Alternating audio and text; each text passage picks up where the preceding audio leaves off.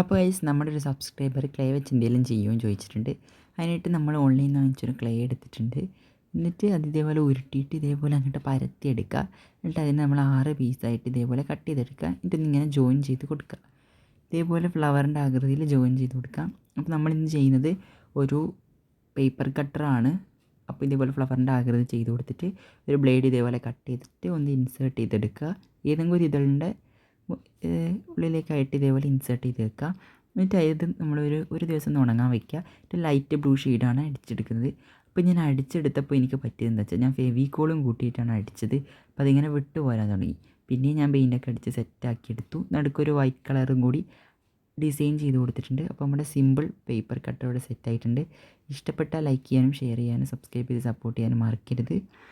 അപ്പോൾ നിങ്ങൾക്ക് ഇനി എങ്ങനത്തെ വീഡിയോ ആണ് വേണ്ടതെന്ന് ഇതേപോലെ കമൻറ്റ് ചെയ്യുക. ഞാൻ ആ വീഡിയോ ചെയ്യുന്നതാണ്. അപ്പോൾ എല്ലാവരും ചെയ്ത് നോക്കുക.